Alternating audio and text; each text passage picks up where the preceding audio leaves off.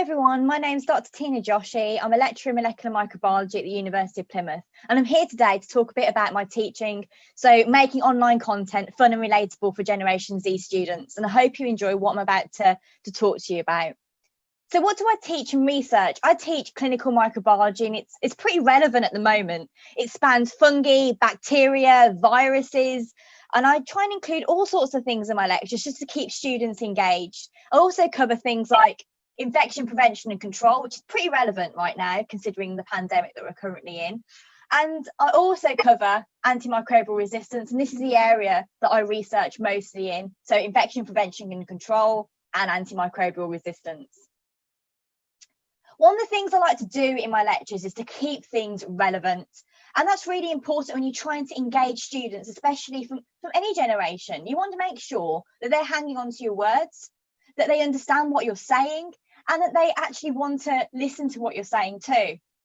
So one of the things that I do is I use, common things like TV programs and bring them into my lectures. And one of the set of lectures I do is on sexually transmitted infections. So one of the programs I talk about a lot is Love Island, and I try and inject a bit of humour into my lectures with regards to this. So some of the stuff that I ask the students when I talk about sexually transmitted infections are, how do competitors from Love Island this year prevent themselves from catching an STI? And what kind of STIs would they catch? List the STIs for me. And that's the kind of thing that I try and do. And I bring it and make it a bit more interesting by adding props. So I've got loads of giant microbes, things like giant syphilis, giant HPV, and giant crabs. And this what makes students more engaged, as it were, make them more happy to be involved.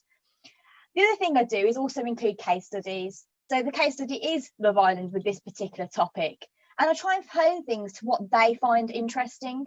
And that creates a constant rapport with them, open communication. I use other sorts of props like STI tests and things, just to make sure that they really get the most out of their lectures. In terms of communication, I encourage and foster group discussion.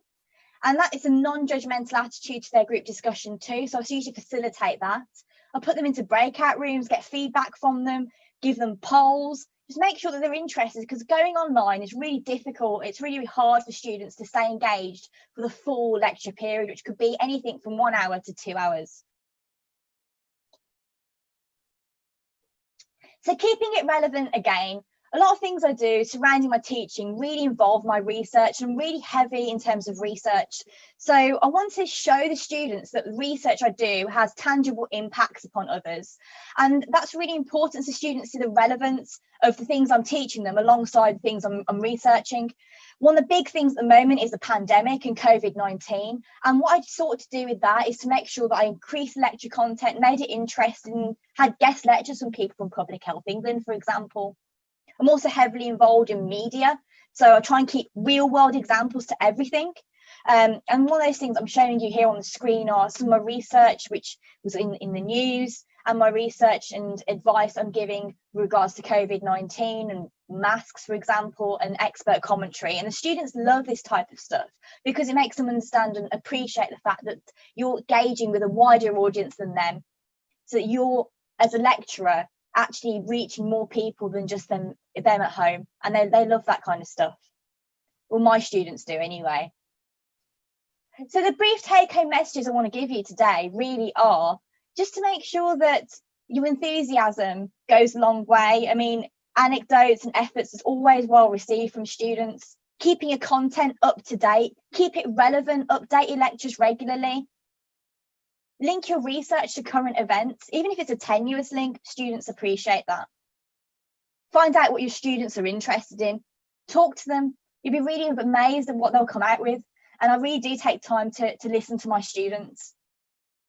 And I always give them a platform to communicate in sessions. And that not only encourages lateral thinking, but it also helps them become more engaged and have a natural enthusiasm for the subject. And then what's really lovely about it is I see a lot of students going on to do clinical microbiology as a career choice. And that's how I know that I've inspired those students in some sort of way and encouraged them to follow microbiology and have that passion that I have.